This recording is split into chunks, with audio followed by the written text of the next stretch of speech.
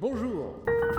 Bienvenue dans mon humble cité mystérieuse perdue dans la jungle. Désolé, je n'ai pas encore terminé de faire le ménage. Vous ne seriez pas ici dans le cadre d'une expédition par hasard, non? Eh bien tant mieux, car celles-ci ont une mauvaise tendance à mettre le nez dans ce qui ne les regarde pas et à disparaître mystérieusement juste après. D'ailleurs, dans notre mémoire collective, les explorateurs sont célébrés. Magellan, Marco Polo, Cheng Yi, Jacques Cartier ou même Alexandre le Grand. Certains de ces noms vous disent peut-être quelque chose et à raison, car tous ont entrepris des projets fous qui les ont menés jusqu'au bout du monde, à la recherche de gloire, de cités perdues ou de rivières d'or. Seulement certains de ces explorateurs n'ont pas survécu pour bâtir leur légende, et nombre d'entre eux ont même totalement disparu sans laisser de traces, ne laissant derrière eux que des débris, quelques vagues témoignages et d'innombrables questions. Et croyez-le ou non, je suis un expert en disparitions étranges, que je n'ai pas beaucoup de compagnie au milieu de cette jungle, et que vous n'êtes absolument pas un de ces explorateurs qui mettent leur sale nez partout pour venir me prendre ma ville et mon trésor secret que je vous montrerai peut-être à la fin de la vidéo. Eh bien je vais vous raconter quelques histoires. L'histoire de 3 expéditions parties explorer la jungle et les immenses étendues océaniques, ou bien un brûlant désert et qui ont toutes terminé de la même façon, par la disparition mystérieuse de la totalité des participants. Comment se sont-elles évanouies? Quel est le récit de leurs derniers jours? Ont-ils souffert et si oui, dans quelle proportion?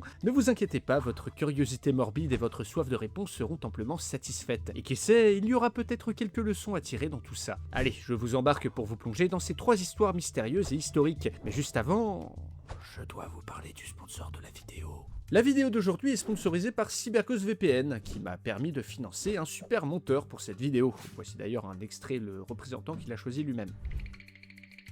Bon, à ce stade, vous savez très bien ce qu'est un VPN. Ça vous protège en ligne, ça chiffre vos données, et ça vous permet de naviguer un peu plus incognito. Et si vous en avez besoin d'un, eh bien CyberGhost est un des meilleurs du marché. Avec ce logiciel VPN, vous pouvez faire tout un tas de choses qui seraient impossibles à faire sans. Vous pouvez accéder à des contenus bloqués dans votre pays, ou alors à des contenus bloqués à l'étranger. Vous pouvez comparer les prix en ligne à partir de plusieurs endroits pour avoir les meilleurs deals, contourner certains blocages de sites web, ou encore débloquer le contenu de 40 services de streaming. Avec plus de 100 localisations différentes partout dans le monde, autant dire que vous avez le choix. Le service fonctionne sur toutes vos machines et protège jusqu'à 7 appareils en même temps, ordinateur et mobile, parfait pour le partager avec vos amis ou votre famille. CyberGhost c'est 38 millions d'utilisateurs et une excellente note sur Trustpilot. Et avec le lien en description, vous pouvez profiter de leur meilleure offre à seulement 2,03€ par mois. Et une garantie satisfait ou remboursée de 45 jours, en gros vous n'avez rien à perdre à l'essayer. Merci à eux de leur soutien, cette sponsor me permet de faire du meilleur travail et de sortir de meilleures vidéos, donc donnez-leur de la force en cliquant sur le lien en description. Alors qu'en dites-vous ?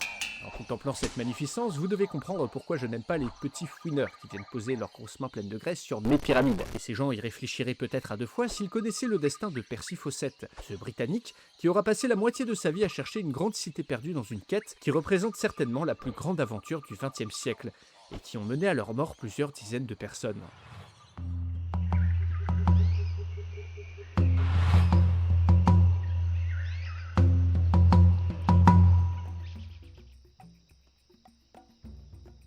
Imaginez-vous un peu, une immense cité perdue en plein milieu d'une jungle dense et impénétrable. Des centaines de villages reliés entre eux par de complexes systèmes de canaux, des champs, des fossés, des palissades, des bassins et une vie grouillante sous la canopée de l'Amazonie, la plus grande forêt du monde. Une ville perdue dont on dit que les caves débordent d'or et de richesses, à la disposition de la première personne qui serait assez folle pour venir les chercher, la cité perdue de Z. Crapahutant au milieu de la jungle bolivienne, suant à grandes eaux, un homme s'est donné pour mission de retrouver cet endroit. Nous sommes alors en 1926, et cela fait plus de 20 ans que Percy Fawcett s'est pris de passion pour cette vieille légende. Une vieille carte trouvée à Rio, ainsi que des rumeurs persistantes ont achevé de convaincre cet homme que la jungle abrite les ruines d'une civilisation perdue. Des ruines pour lesquelles il aura sacrifié sa réputation, ses économies et sa famille. Une obsession qui le mènera vers une fin aussi tragique que mystérieuse.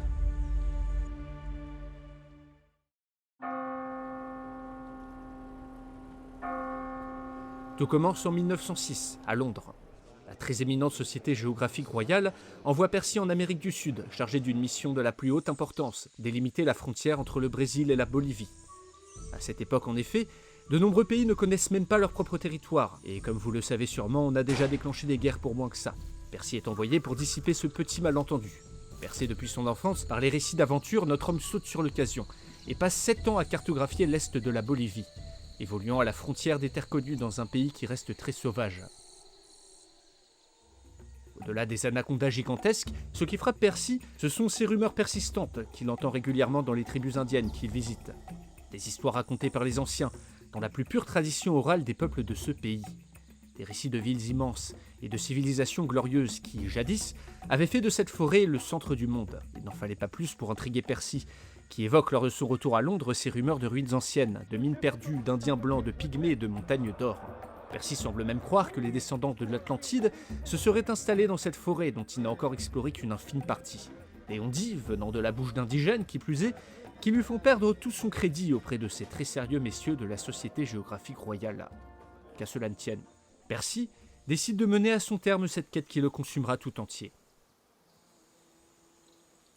En 1924, il embarque son fils, un de ses amis, et laisse des instructions précises. S'ils ne reviennent pas la peine d'envoyer une expédition de secours. Après avoir définitivement coupé les ponts avec le reste du monde, Percy, son fils, son ami, 2 paysans brésiliens, des chevaux, des mulets et une paire de chiens partent en direction des montagnes du Mato Grosso le 20 avril 1925, pour ne plus jamais reparaître.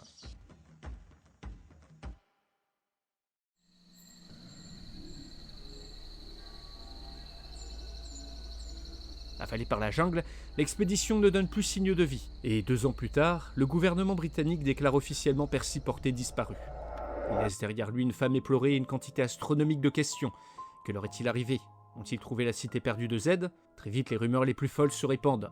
On dit que Percy aurait trouvé sa cité et y serait resté après s'être marié avec une princesse sauvage. Ou alors, il aurait trouvé l'Eldorado et ses montagnes d'or, aurait changé d'identité pour partir vivre une vie de nabab au Mexique. L'histoire passionne les foules, et de nombreux explorateurs se portent volontaires pour faire la lumière sur cette mystérieuse disparition. De 1928 à 1947, de nombreuses personnes partent sur les traces de Percy, devenu un véritable phénomène médiatique après sa disparition. Un explorateur suisse, un acteur anglais, un aventurier néo-zélandais, tous trouvent la mort en voulant chercher des survivants dans les immenses étendues sauvages du Mato Grosso. Ces sauveteurs improvisés se perdent dans la jungle ou bien sont massacrés par les nombreuses tribus hostiles qui la peuplent. Sur plusieurs décennies, ce sont des dizaines d'hommes qui meurent en suivant les traces de notre aventurier. Mais malgré de nombreuses tentatives et d'innombrables fausses pistes, on ne trouve rien de concret. La jungle, muette spectatrice de ces tragiques événements, ne révélera la vérité qu'à travers la bouche de ses propres habitants.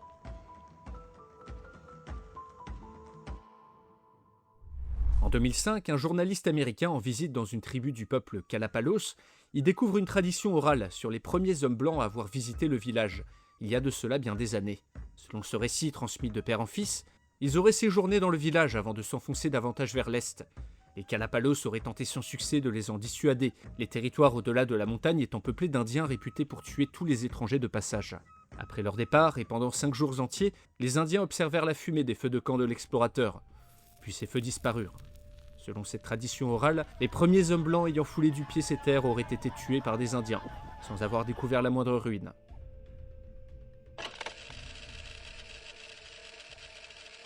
C'est à quelques encablures seulement du dernier camp de base de Percy qu'un archéologue dans les années 70 découvre un site gigantesque. Des traces de civilisation s'étendant sur 20 000 km², les fondations d'impressionnantes séries de très longs monuments sous la canopée, construits il y a bien longtemps par des peuplades indigènes jusqu'ici totalement inconnues. Le site de Kouikougou, où jadis, plus de 50 000 personnes auraient vécu en plein cœur de la jungle, avant d'être décimées par des maladies européennes transmises de communauté en communauté depuis le Mexique. Une découverte qui remettra totalement en cause ce qu'on savait de la civilisation humaine en Amazonie. Percy n'était donc pas fou. Il le sentait, il y avait quelque chose sous cette jungle, son instinct ne l'avait pas trompé. Et c'est par une cruelle ironie du destin que son rêve, son obsession, cette cité légendaire dont la quête l'a mené vers son horrible fin, était finalement juste sous ses pieds.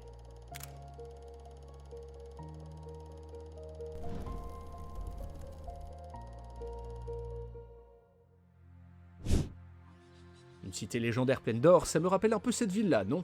Ma ville, qui contient mon or et mon trésor très secret. Mais vous n'êtes pas là pour ça, n'est-ce pas? D'ailleurs, j'ai moi-même donné un nom très original à cet endroit. La cité légendaire de... W. De W. Ah, quel beau coucher de soleil. Vous voyez là-bas les canaux qui serpentent entre les pyramides, la lumière qui se reflète et brille de 1000 feux à la surface de l'eau. J'y ai passé une petite tête. Et au fond, il y a des squelettes partout, et pas uniquement à cause de moi. Et ça me rappelle l'horrible sort que rencontra l'expédition d'un certain La Pérouse, un explorateur français du XVIIIe siècle, parti faire le tour du monde pour le compte du roi Louis XVI. Une entreprise qui, malheureusement, rencontra un sort funeste, qui reste encore aujourd'hui un mystère.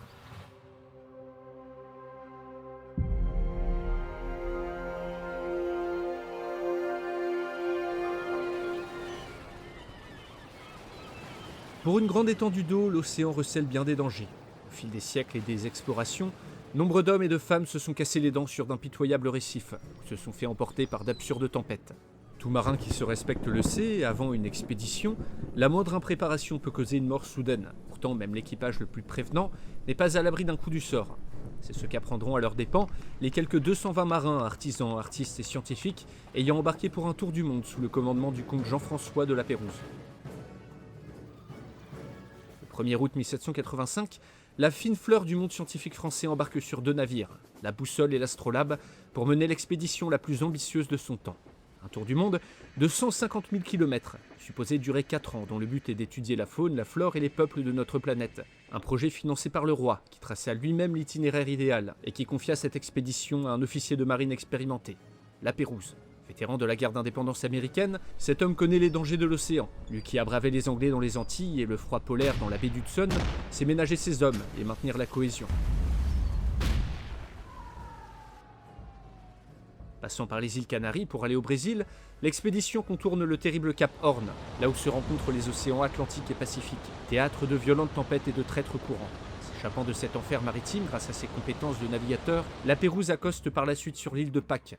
Les statues moaï gigantesques, à moitié englouties par la terre, fixent leur regard dur sur l'horizon, silencieux témoins d'une époque où cette île était le siège d'une micro-civilisation florissante, depuis presque disparue. Repartant à travers l'immense océan Pacifique, les 2 navires passent à proximité de l'île Maui, à Hawaï, au rivage longé de bananiers et d'une mer turquoise. Une vision du paradis, où les indigènes, amicaux et accueillants, viennent échanger de la nourriture contre du fer. Quittant à regret ce pays de cocagne, l'équipage remonte ensuite vers le Grand Nord pour longer l'Alaska, et doit naviguer dans une humidité extrême et une brume épaisse. Pénétrant dans un fjord monumental, La Pérouse y fait escale et le nomme port aux Français. L'expédition y subit ses premières pertes. 21 hommes sont perdus lors du naufrage de 2 canots, renversés par les violents courants de cet endroit. Un rappel qui fait office de sinistre présage.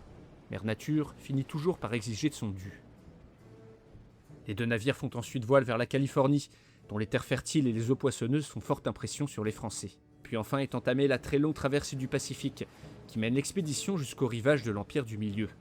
Puis les Philippines, la Corée, le Japon, l'Extrême-Orient russe, les Tonga, les Samoa et enfin l'Australie, où La Pérouse rencontre les tout premiers bagnards envoyés par les Anglais pour peupler cette île immense. Il est reçu de manière courtoise et laisse séjourner au gouverneur local, qui promet de les envoyer à l'ambassade française de Londres. Après 3 années de périple, La Pérouse et ses marins auront vu plus de choses que la plupart des hommes dans toute une vie. Cet immense voyage aura permis d'accumuler une quantité immense d'informations, animaux, plantes, us et coutumes des peuples du monde. Jamais expédition n'aura rassemblé autant de connaissances en une seule fois.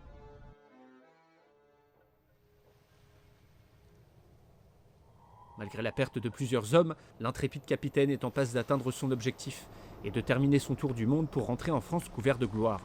Encore quelques mois de voyage seront suffisants, mais le plus dur est déjà fait. Partant de l'Australie en juin 1788, le capitaine fait cap sur la Nouvelle-Calédonie, confiant et serein, s'imaginant que le divin a étendu sa protection sur lui et son équipage.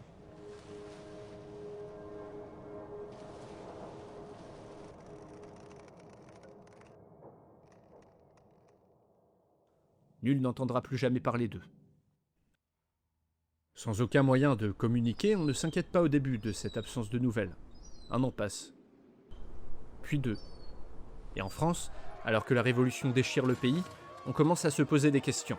Le roi Louis XVI, qui s'était grandement impliqué dans le projet, aurait demandé plusieurs fois à ses geôliers des nouvelles de La Pérouse, avant de passer la tête dans la guillotine. On commence à craindre que cette expédition n'ait connu le même sort que son infortuné mécène. En 1791, plusieurs navires sont envoyés à la recherche des disparus, mais ne trouvent pas la moindre trace de l'explorateur.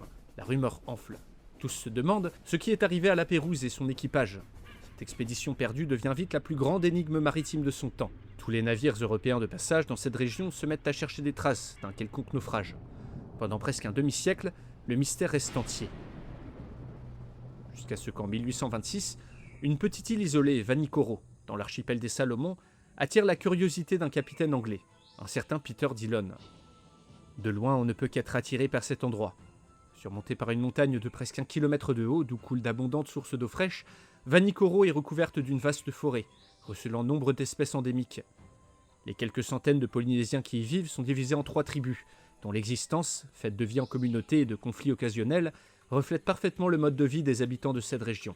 Mais en approchant un peu plus de ce paradis caché, le marin averti peut voir affleurer hors de l'eau, à quelques centaines de mètres des côtes, une immense barrière de corail, franchissable uniquement par les petites embarcations qu'utilisent les natifs.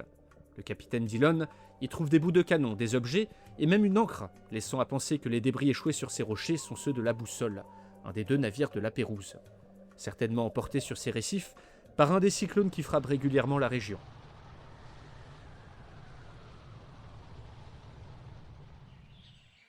Mais dans cette sombre affaire, une question subsiste. Qu'est-il arrivé à l'équipage ? Les habitants de l'île, interrogés, raconteront tous la même histoire, celle narrée par les anciens depuis des années au coin du feu. Comment 2 grands navires s'étaient un jour échoués sur l'île par une nuit de grande tempête. L'un aurait coulé, l'autre se serait échoué, et les survivants se seraient réfugiés sur une des pointes de l'île. Quelques mois plus tard, une partie d'entre eux aurait construit une embarcation à partir des débris du navire échoué et serait partie dans une direction inconnue, tentant de rejoindre leur civilisation. Les Français restants se mêlèrent aux indigènes et à leurs conflits. Nul ne sait ce qu'il est advenu du reste de l'équipage. Disparus en mer, tués par des pirates ou échoués sur une des centaines d'îles environnantes, abandonnés à leur sort à des milliers de kilomètres de leur pays, ces intrépides marins seront morts, loin de leur famille, attendant désespérément des secours qui ne vinrent jamais. Nous avons déjà établi que le destin pouvait se montrer cruel, et cette expédition ne déroge pas à la règle. Dit que peu avant son départ de Vanikoro, un vieil homme vint trouver le capitaine anglais Peter Dillon pour lui dire que le dernier des marins de la Pérouse aurait trouvé la mort peu avant son arrivée sur l'île, manquant ainsi d'être sauvé de seulement quelques mois. Cruelle coïncidence, n'est-ce pas ? Parfois, on dirait presque que tout est contre nous. Mais moi, j'ai tout ce que je veux ici. Regardez-moi tout cet or. Mon or. Bon, je ne peux rien acheter avec ici, juste le contempler. Mais au moins, je peux utiliser tous les jours mon trésor très secret et très mystérieux qui... Vous allez la réveiller. Réveiller qui ? Vous n'avez pas vraiment envie de le savoir. Mais une armée entière ne viendrait pas à bout de cette chose. Et en juger par la quantité d'ossements qui traînent ici, peut-être qu'une ou deux ont déjà essayé. Tout cet équipement forgé, toutes ces vies chamboulées, juste pour mourir soudainement loin de chez soi pour une cause qui n'est pas la sienne. C'est aussi le sort qu'a rencontré la légendaire armée de Cambyse II, une hoste immense de 50 000 hommes, partant conquérir l'Égypte, devant rentrer couverte de gloire mais terminant avalée par le désert. Une histoire qui tient plus de la légende que de l'anecdote, mais que je vais tout de même vous raconter, car comme disait un grand homme, les légendes sont souvent des vérités qui se déguisent.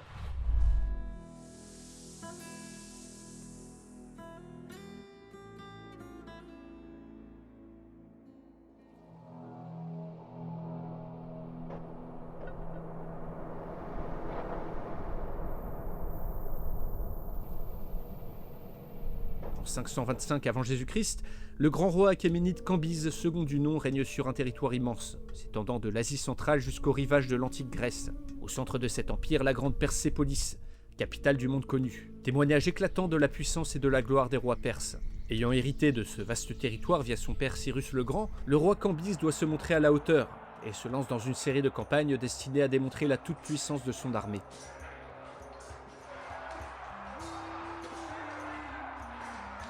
Prétextant une tromperie de la part du pharaon, Cambyse lance ses troupes à l'assaut de l'Égypte. Avec l'aide des tribus arabes, le roi perse conquiert Gaza, puis franchit le désert du Sinaï, envahissant le royaume millénaire. Connaissant le culte que les Égyptiens vouent au chat, il fait rafler des centaines de félins qui l'attachent sur le bouclier de ses troupes. Toute résistance est punie. Pour chaque mort perse lors des combats, un prisonnier est exécuté. Les gouverneurs qui ne se soumettent pas sont écorchés vifs, et de nombreux temples sont brûlés. Le courroux du roi perse atteint son paroxysme lors du siège de Memphis. 2000 prisonniers sont empalés devant la ville, et les fils du pharaon psamétique, capturés suite à la bataille, sont exécutés devant lui. Maître incontesté du pays, Cambyse se fait couronner roi de Haute et de Basse-Égypte. Mais comme tout homme qui a pris goût aux conquêtes, le souverain ne peut pas s'arrêter là. Il ne sera satisfait qu'après avoir écrasé les derniers rebelles sous son impitoyable botte. Or, dans les rues de Memphis, on murmure que l'oracle d'Amon a prédit aux tyrans un sort funeste et une fin douloureuse.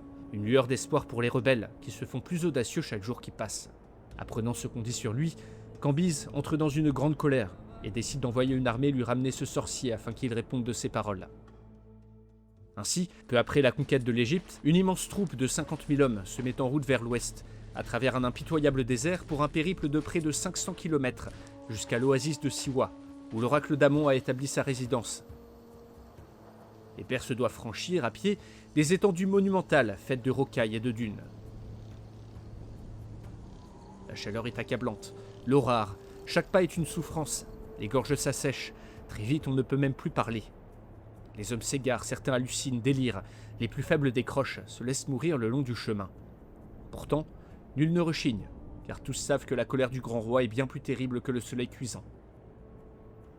Bon gré, mal gré, l'armée de Cambis s'enfonce dans le désert, pour ne plus jamais reparaître.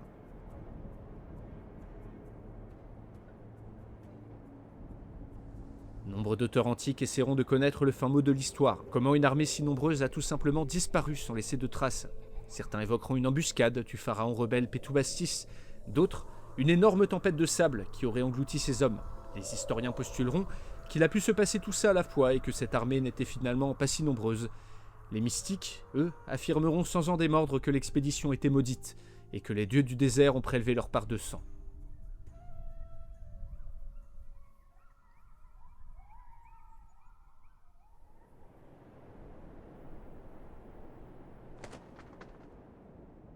Trois ans après ce désastre, Cambis contracte une blessure à la cuisse, qui dégénère rapidement en sévère gangrène. Il meurt rongé de l'intérieur par l'infection, dans des souffrances innommables, ressentant enfin dans sa chair cette douleur qu'il aura infligée toute sa vie à des milliers de personnes innocentes, mourant exactement comme l'avait prédit l'oracle d'Amon. L'armée perdue de Cambis, c'est un testament de ce qui arrive lorsqu'on se frotte à des choses qu'on ne comprend pas, et qu'on prend tous ses désirs pour des réalités.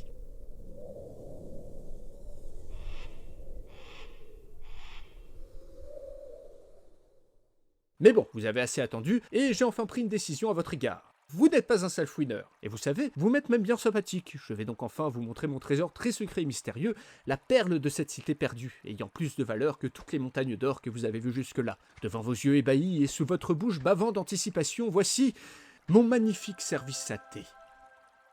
Impressionnant, non ? Que ce magnifique objet ait fait tout ce chemin pour arriver jusqu'ici. On se demanderait presque comment il est arrivé là. Quoi qu'il en soit, je l'utilise tous les jours, et vous savez quoi, aujourd'hui, je vous invite. Alors bon, ne faites pas trop attention à mon compère. Finalement, tout à l'heure, je voulais un peu vous faire peur. Bon, c'est une grosse bébête, mais elle est un peu plus gentille que son apparence peut laisser voir. Voilà. Juste évitez d'agiter quelque chose de brillant devant ses yeux. Voilà. Voilà. Sale météo ces derniers temps. Hein, vous savez ici, hein, c'est embêtant parce que dans cette cité, du coup, là, vu qu'il n'y a plus personne pour entretenir, bah, les gouttières, elles sont bouchées. Et donc, à chaque fois qu'il pleut, bah, ça déborde tout le temps. Puis en plus, ça fait une sorte de petit truc stagnant avec des feuilles. Voilà, ça commence à puer, il y a des moustiques, etc. Et puis surtout, il y a des inondations, quoi. L'eau des bassins, voilà, je vous conseille de pas trop y plonger. Je pense pas que ce soit très très sûr. Oui, c'est CyberGhost VPN, hein, merci à eux d'avoir sponsorisé la vidéo. Elle est bien montée, hein. C'est grâce à l'argent qu'ils me donnent. Et du coup, le lien en description, garantie satisfaction remboursée, tout ça, vous voyez, hein. Je crois que c'est le moment où il faut que je vous dise de vous abonner aussi. Il est pas mal ce thé, il est bon, hein, c'est pas vraiment du thé, en fait, parce que du coup, je cultive pas vraiment de thé. Enfin, il y a pas de thé ici, vous vous en doutez, tout est pourri. Du coup, je prends des plantes au hasard dans la jungle et puis je les fais bouillir dans de l'eau. Je mange pas très bien ici.